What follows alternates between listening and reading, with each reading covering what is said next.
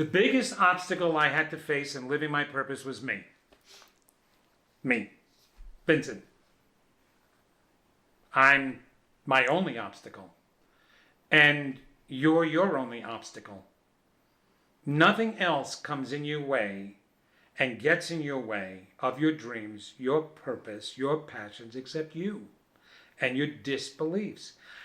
Even if somebody has tried to convince you early on, you're not good enough for that. You're not meant to do that. I had my mother turn around and say to me, nothing good comes from the Gennas. Now, I could have continued to believe that. That would have been my choice. In the beginning, it was getting in my way, yes. So I was my own obstacle because I was buying in to somebody else's definition of who I was. Not my own, somebody else's definition. Not a divine source's definition, somebody else's. And it's not until we decide to define ourselves that we can step out of that ball and chain.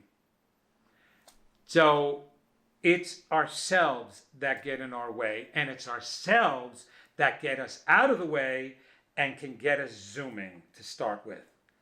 And then you have all the power around you that's going to help you with the rest of the way. Here's what's coming up next on the Holo Movement Purpose Lab. Hi, my name is Senka Caro. I'm founder of LightNet, and my passion and purpose is to make the impossible possible. We are here in the final weeks before we close the doors on the teams for the Purpose Lab. This is where you and 8 to 12 other people will go deep and figure out what lights you up. Vincent Genna, our guest today, is also on the same mission. He believes that it is his mission to unlock and release our passion and our purpose. And he does this through his incredible thought leadership. He seems to understand these core fundamental things that we take for fact that need adjustments. And he's going to go over a lot of these in his incredible interview. But one of them is contained in his book, The Secret That's Holding You Back. And what is that? Self-belief. Yes, my friends, having self-belief is the bedrock to even receiving the whisper from your soul that is your purpose. Check this out. Edgar Cayce was fabulous for that in the material that he had laid out in discovering your soul's purpose while you're here. But then you have beliefs like, well, your purpose is whatever God wants you to be, whatever. But people, so they'll let go of their own personal beliefs and they'll say, well, whatever I'm meant to be, I'm meant to be. And so that's another reason. So it's not a matter of a lack of awareness. It's a matter of lack of faith, a lack of trust, because trust and fear, I mean, most people don't trust themselves, even if they do come up with an idea of, oh, I think I really want to do this, but I don't know, there were so many other things I tried and I failed at, so I'm not going to try this either. So instead of you keep trying, you'll find it, you really will. And maybe you have made mistakes before, you don't give up on that. That's the one thing. That's like turning around and saying, well, I'm waking up today, but I don't want to breathe anymore. We're perpetuating an old habit. And it's a habit now. It's become a habit not to believe in ourselves.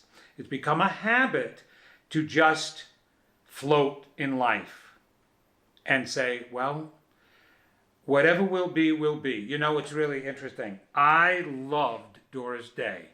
And she came out with one of the most famous songs. Que sera, sera, whatever will be, will be. Horrible song. Absolutely horrible because it gave away power. It gave away your desire. It's not about whatever will be, will be. Life does not happen to us. We happen to life. We make life happen, right? But when you have, and you keep perpetuating those kinds of beliefs, right? Even in my own work with the Serenity Prayer, the Serenity Prayer gives away your power. God grant me the serenity to accept the things I cannot change the things I can, and the wisdom to know the difference between the two. That is so terrible to be thinking in this day and age that we can't change everything. Yes, we can. So, of course, I turned it around. I made my own prayer. I called it the Empowerment Prayer. God grant me the conviction to believe there is nothing I cannot change, the courage to change all I want, and the wisdom to know what's best left the way it is. We are unlimited beings.